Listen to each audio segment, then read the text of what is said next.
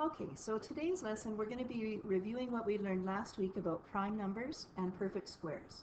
So if you'll recall from last week, we talked about how if we're trying to find the area of a rectangle, and the rectangle has side length 4 and side length 2, then the way that we figure out the area of that rectangle is by multiplying length times width, which in this case would be 4 times 2, making the area of that rectangle 8. Okay? But if you'll recall from last week, we talked about how we could make that same area with a different rectangle. For instance, we could make a rectangle that was 1 by 8, and that would still have an area of 8. Okay? There are two different rectangles we can draw that would both have an area of 8. But we talked about prime numbers and how prime numbers would only have one set of factors that could be multiplied together to equal that number. And if that's the case, then that number is called a prime number. Okay? So that's what this sentence at the top of the screen is showing you.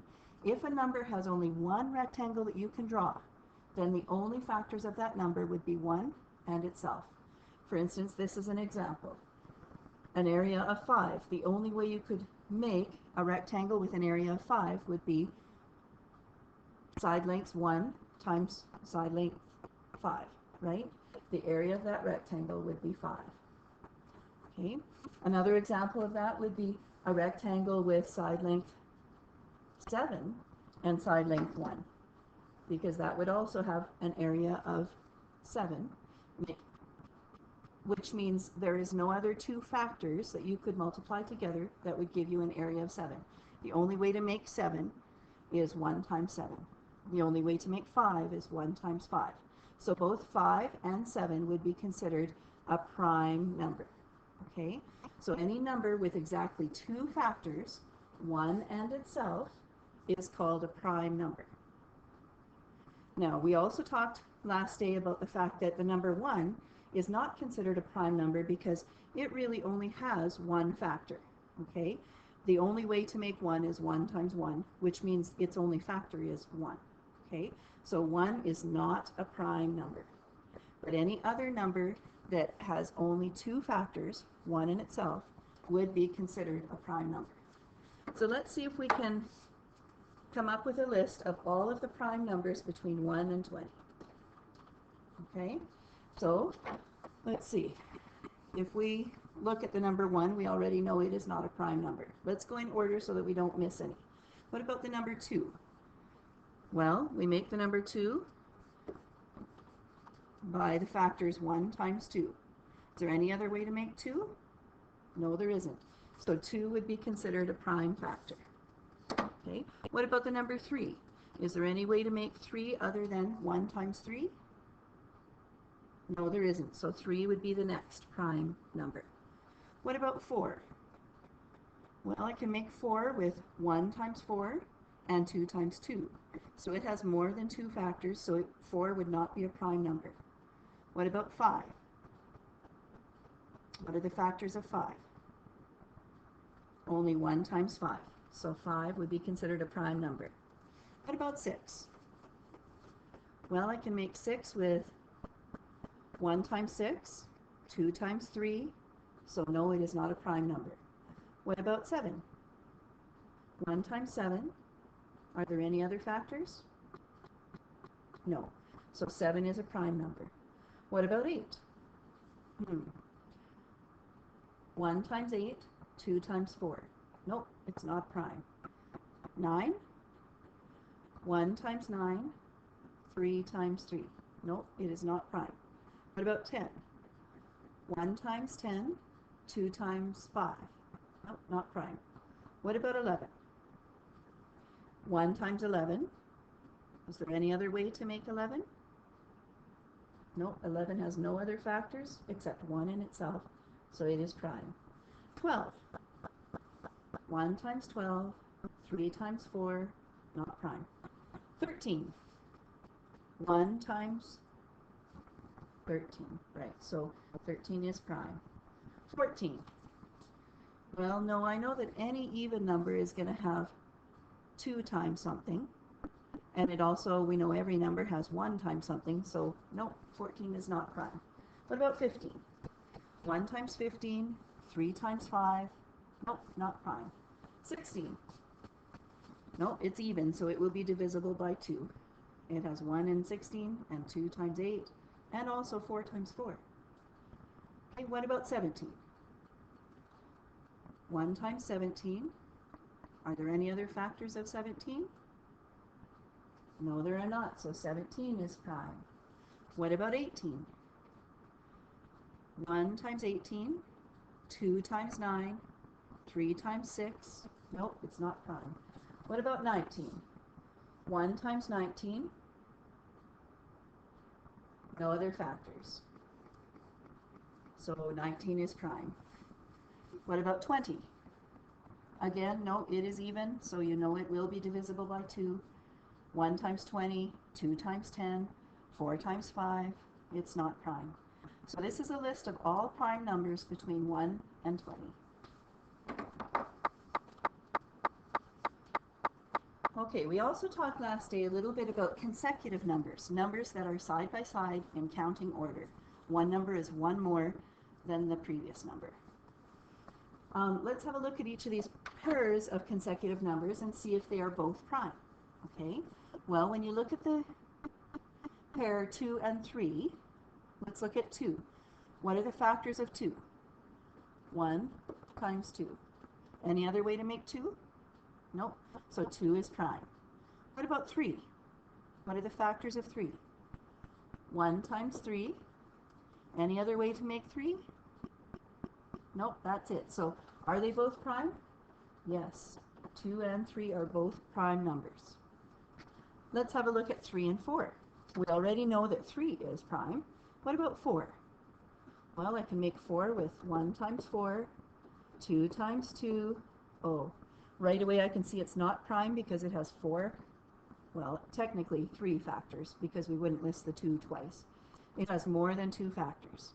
Prime numbers only have 2 factors, 1 in themselves. So are they both prime? No, 4 is not prime.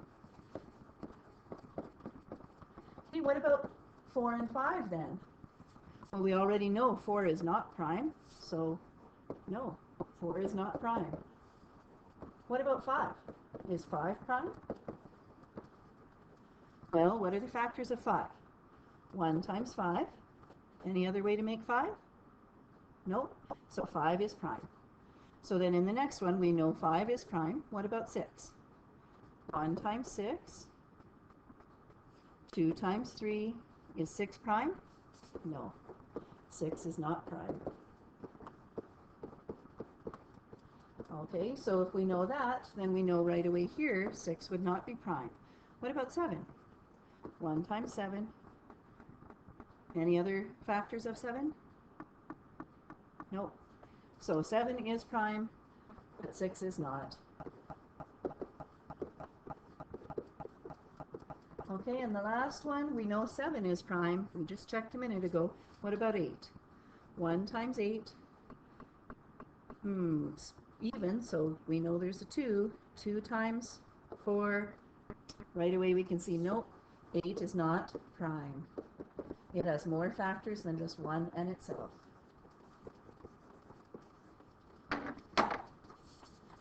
Okay. Let's see if we can find perfect squares this time. You remember when we talked about perfect squares last week, we said that is a number where if we drew its rectangle would be a perfect square, meaning that the side lengths would both be equal. So, for instance, if I had a perfect square that was 1 by 1, length of 1, width of 1, that would give me an area of 1 times 1, an area of 1. Okay, so this number 1 here would be considered a perfect square number because it can be written as a product of 2 factors. So 1 is 1 times 1, and those 2 factors are identical. Okay, so if a number can be written as a product, that means we multiply 2 identical factors together to get that number, then that number 1 is a perfect square number. If you drew its rectangle, it would look like a perfect square. Okay, so let's draw all of the squares with whole number side lengths in order. So if we did 1 by 1, then our next one would be 2 by 2. What would be the area of that rectangle? 2 times 2? 4. So what we're saying is 4 is a perfect square number because it can be written as a product of two identical factors. 2 times 2. Okay, the next one in order would be 3 by 3. Okay, what area does that give us? 9, right. So 9 is a perfect square number because it can be written as a product of two identical factors. 3 times 3. The next one would be 4 by 4. What area does that give us? 4 times 4 is 16. Whoops. The area would be 16.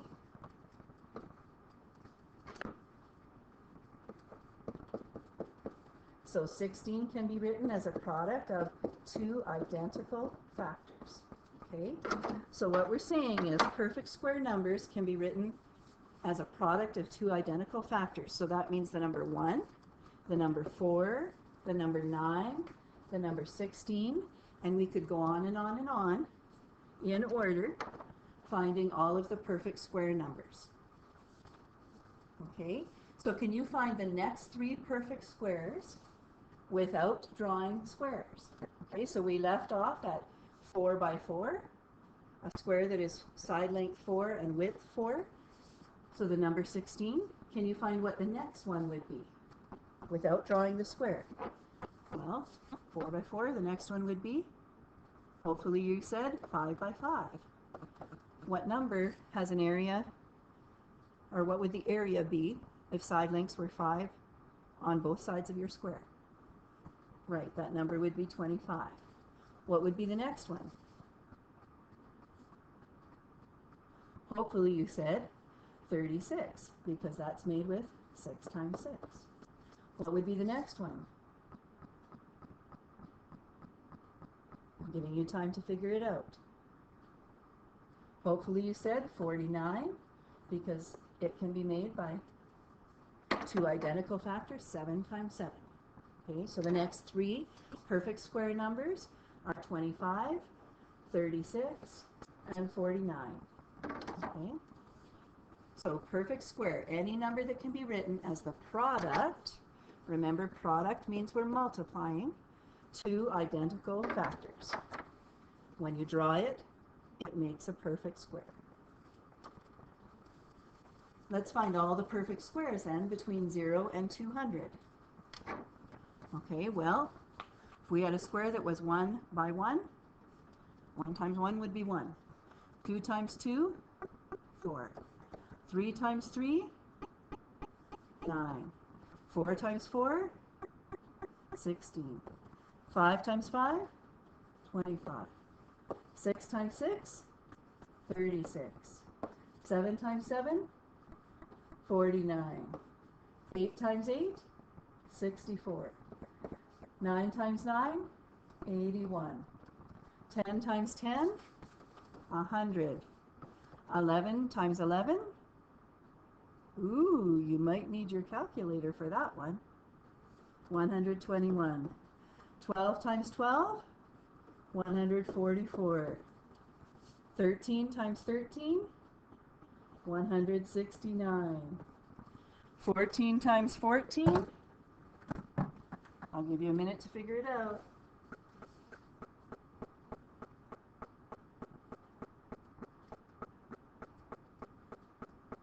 196, right. Good job. Okay, those are all of the perfect squares between 0 and 200. And all we did was we took each number, its factors, right, in order. And it's made from identical factors, right?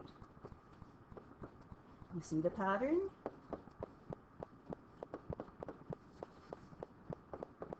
And so on. Okay, find another way to show that 10 then is not a perfect square. Okay, well, there's a couple of ways we could do that. We could draw its rectangles. Okay, so we know we would have 1 times 10.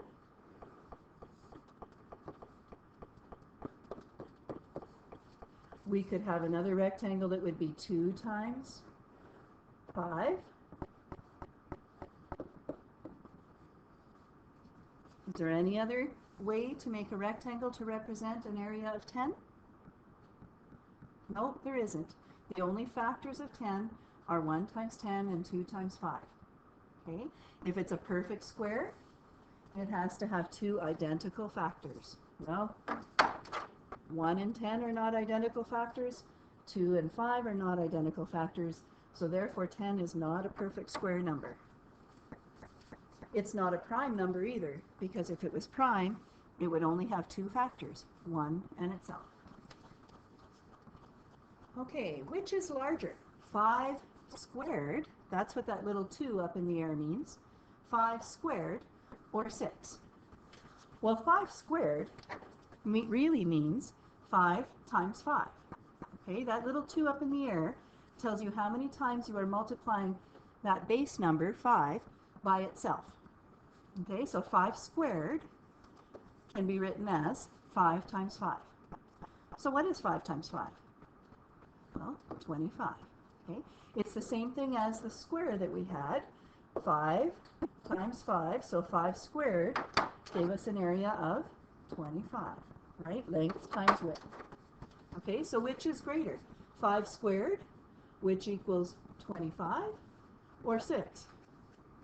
Well, obviously 5 squared is greater because it's 25. Okay, decide which is larger here then. 3 squared or 8? Well, 3 squared means we're taking that base number, 3, and we're multiplying it by itself again twice. Okay, we're multiplying it by itself 2 times. So 3 times 3, well, that's 9. 3 squared is 9. 9 is greater than 8, so 3 squared is greater, because 3 squared is 9. 5 squared or 32?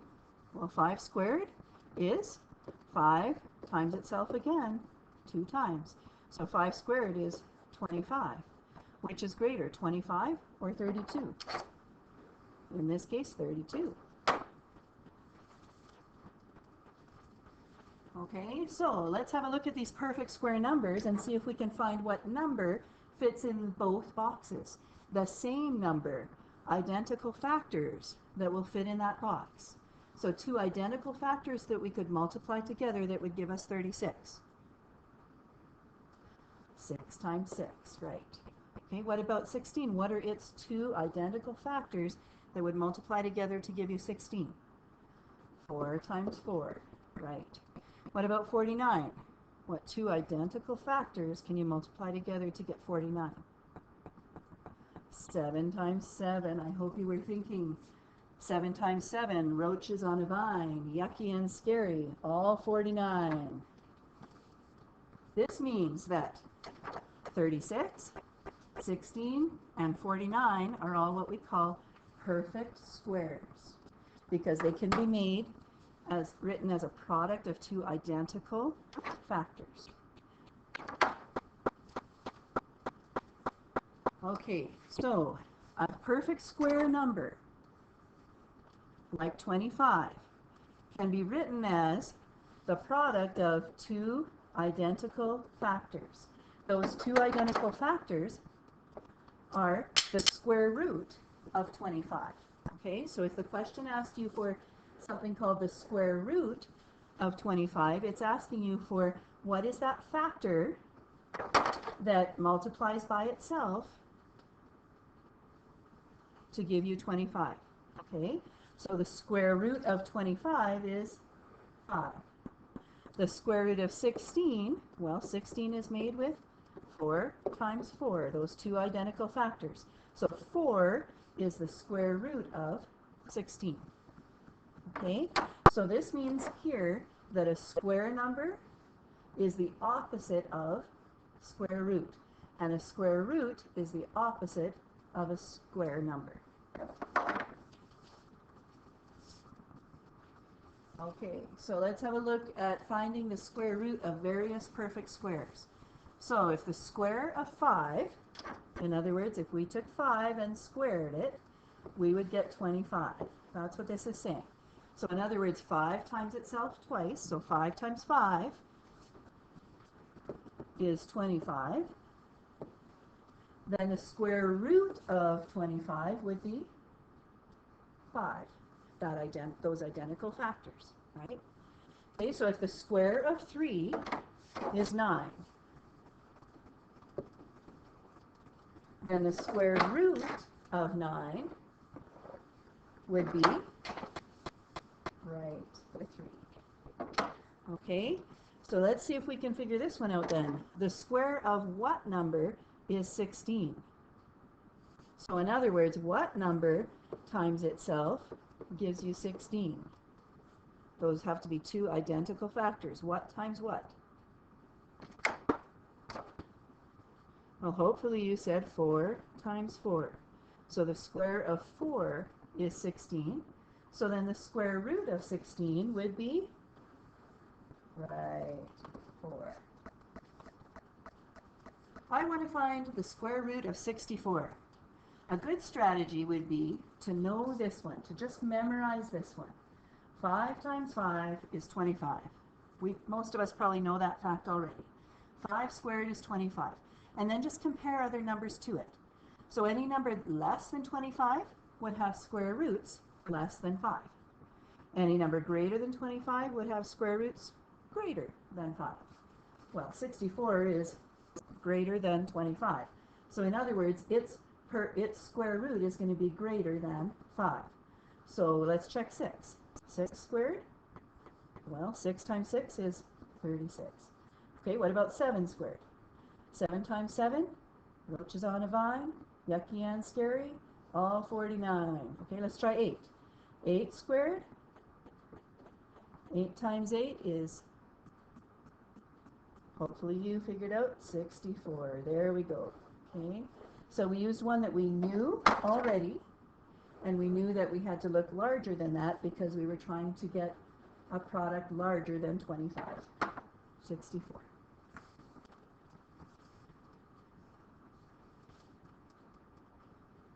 Okay, so the side length of a square is the square root of that area. Okay, so that's why I've been drawing the square and putting the area inside it. Okay, so this says a square has side length 3 centimeters. And if it's a square, we know then that this side length would also be 3 centimeters.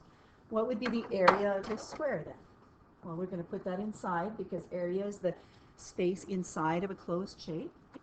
The area would be length times width, 3 times 3, 9 centimeters squared. And remember we talked last day about it's centimeters squared because it's two-dimensional, length times width. What if I know that the area of the square is 9 centimeters? So I knew this piece. But I don't know what the side lengths are. Well, how can I find the side length? I would have to take the square root. I'd have to figure out what two identical factors multiply together to give me that 9. Well, what times what gives you 9? 3 times 3. So then you'd know both sides were 3 centimeters. Okay? So find the side lengths of a square with an area of 36 meters squared. Well, think about what two identical factors would you multiply together to get 36? Hopefully you said 6. So both side lengths are 6 meters.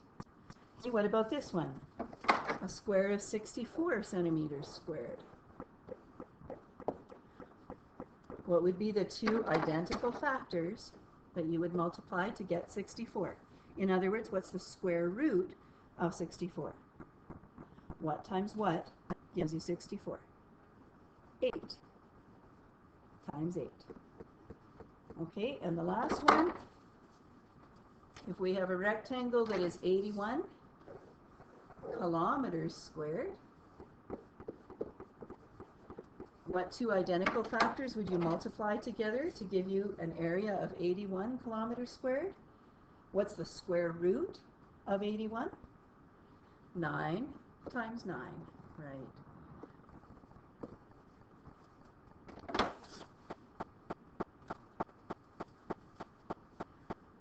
Okay, I think we will stop our lesson there today, and the assignment that you picked up in the bucket at the door when you came in is our assignment for today. It's going to be page 58 and 59, questions 1 to 9.